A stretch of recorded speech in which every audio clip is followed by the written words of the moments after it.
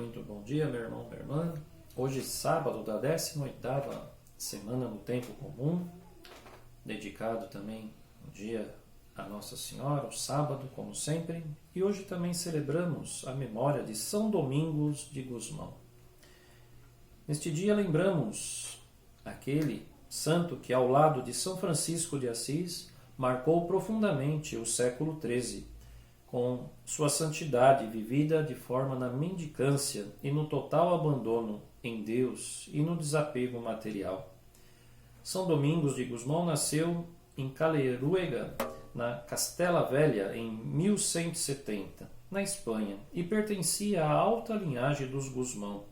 O pai, Félix de Gusmão, queria entusiasmá-lo pelas armas. O menino preferia, porém, andar com a mãe. Joana de Asa, grande esmoler e com clérigos e monges. Interessante é que antes de Domingos nascer, sua mãe sonhou com um cão que trazia na boca uma tocha acesa que irradiava grande luz sobre o mundo. Mais do que sonho, foi uma profecia, pois Domingos de Gusmão, de estatura mediana, corpo esguio, rosto bonito e levemente coroado, cabelos e barba levemente vermelhos, belos, olhos luminosos, não fez outra coisa senão iluminar todo o seu tempo e a igreja com a luz do Evangelho.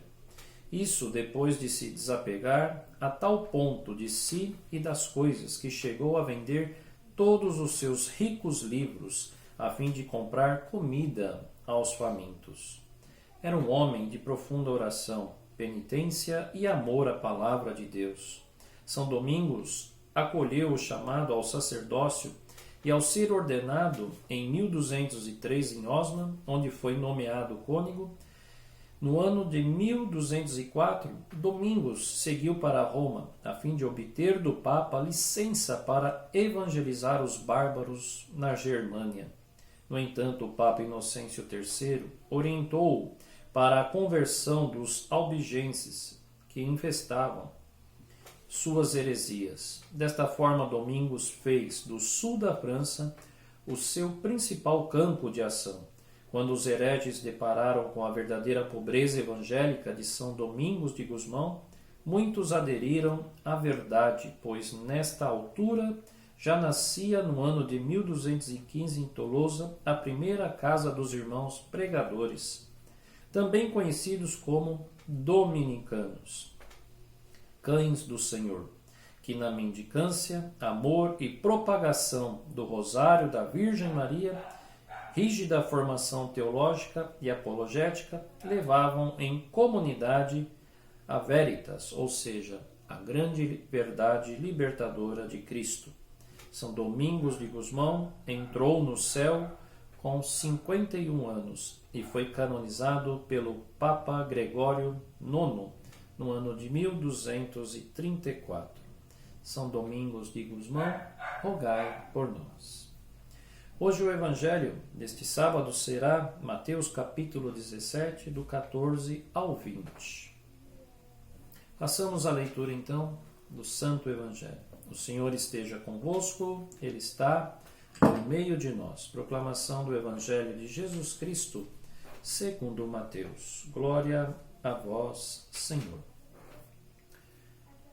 Ao chegarem junto da multidão, aproximou-se dele um homem que de joelhos lhe pedia: Senhor, tem compaixão do meu filho, porque é lunático e sofre muito com isso. Muitas vezes cai no fogo e outras muitas na água. Eu o trouxe aos teus discípulos, mas eles não foram capazes de curá-lo. Ao que Jesus replicou: Ó geração incrédula e perversa, até quando estarei convosco? Até quando vos suportarei?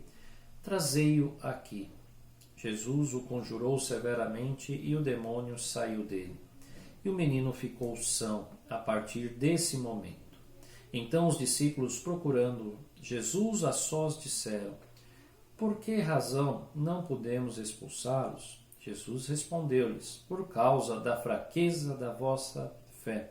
Pois em verdade vos digo, se tiverdes fé, como um grão de mostarda, direis a esta montanha: transporta-te daqui para lá e ela se transportará, e nada vos será impossível. Palavra da salvação, glória a vós, Senhor. Em nome do Pai, do Filho e do Espírito Santo. Amém. Muito bem, meu irmão, minha irmã, após termos escutado esta breve história, relato da vida de São Domingos de Gusmão, hoje o Evangelho fala de um endemoniado epilético, né? Ao chegarem junto da multidão, aproximou-se dele um homem que de joelhos lhe pedia: Senhor, tem compaixão de meu filho, porque é lunático e sofre muito com isso. O templo de Jesus também era cercado por todos os tipos de doença, claro, para a época, né? E algumas dessas também chegam até os nossos dias, né?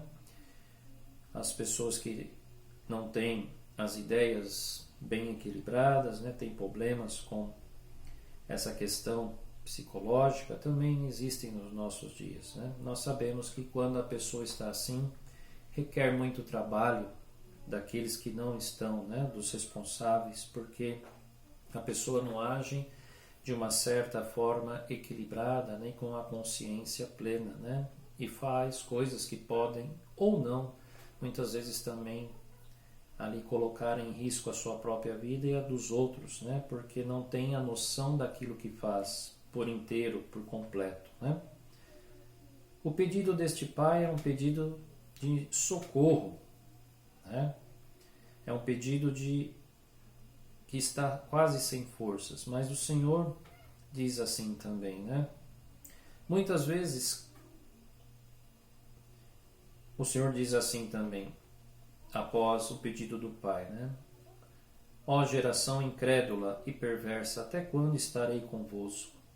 Até quando o suportarei? Trazei-o aqui. Um pouco antes, este mesmo Pai tinha levado aos discípulos e eles não conseguiram, de fato, também tirar essa questão, expulsar o demônio, né, deste menino.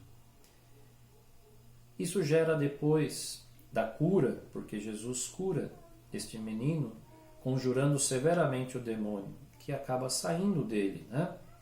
Mas depois gera ali uma pergunta, um questionamento por parte dos discípulos, né?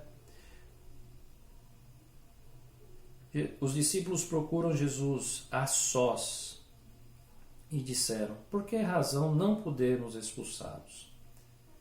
Será que os discípulos já estavam totalmente preparados? Já estavam totalmente evangelizados? Ora, aqui já se faz muito tempo, né?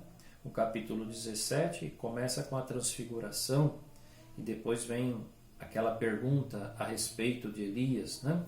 E aí entra esse episódio do filho endemoniado epilético que nós acabamos de escutar, né? Significa que os discípulos já estavam muito tempo convivendo com o Senhor, mas mesmo assim ainda não estavam muitos convencidos e fortificados na fé. É por isso que Jesus dá como resposta objetiva e direta esta: por causa da fraqueza da vossa fé, né? Ou seja, por causa da vossa incredulidade. Aqui fica um convite para cada um de nós que conhecemos ao Senhor, sabemos da sua história, sabemos daquilo que Ele fez por nós, né?